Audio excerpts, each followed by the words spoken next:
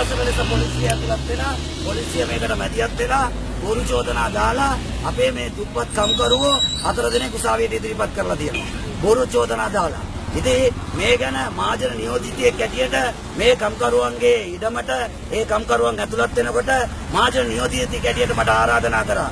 මම ගිහිල්ලා මේ ප්‍රශ්නය මම ප්‍රශ්නය ඒ ජනතාවගෙන් අහගත්තා. මොකද්ද මේ ප්‍රශ්නේ කියන එක මම ඒ ජනතාවෙන් දැනගත්තා. මේ කම්කරුවෝ පොලිසියට ගෙනල්ලා මේ වගේ වැරදි බොරු චෝදනා දානකොට පොලිස්පතිතුමා පොලිස් ස්ථානාධිපතිතුමාගෙන් මම ඒ ගැන විමසනකොට එතුමා කියනවා ඔබතුමාට පුළුවන් දෙයක් කරන්න කියලා. මම මහජන නියෝජිතයෙක් මේ ජනතාවගේ ඡන්දය අරගෙන පාර්ලිමේන්තුවට ගිය පාර්ලිමේන්තු මන්ත්‍රීවරයෙක් මට මෙතනින් මේ මොනවද වෙන්නේ කියන මට විස්තරයක් ලබා ගන්න බැරි නම් තොරතුරක් ලබා ගන්න බැරි නම් මේ සාමාන්‍ය ජනතාව ගැන හිතලා බලන්න.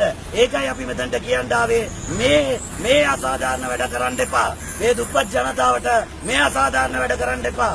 නැවත මේ බොරු චෝදනා දාලා මේ මිනිස්සු පාගන්න හදන්න එපා.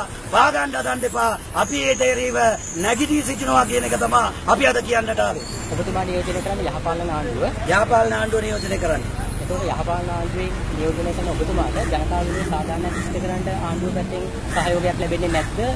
සහයෝගයක් ලැබෙනවා. අපි ආණ්ඩුව තුල ඉන්නවා. ආණ්ඩුවට අපි බල කරනවා. මේ යාපාලනේ කඩාකප්පල් කරන්න බලනවා මේ වගේ නිලධාරීන්. කඩාකප්පල් කරන්න බලනවා අපේ යාපාලනේ මේ වගේ නිලධාරීන්. අපි කියන්නේ ඒක කඩාකප්පල් කරන්න එපා. පැරණි යුගයට ගෙනියන්න එපා. මේ ජනතාවගේ සාධාරණ ඉෂ්ට කරන්න. බොරු චෝදනා දාන්න එපා.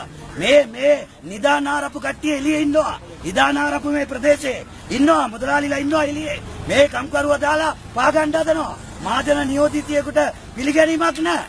ඒකයි අපි කියන්නේ මේ යාපාලනේ ස්ථාපිත කරන්න. තමයි අපි මේ පාරට බැලලා ඉන්නේ.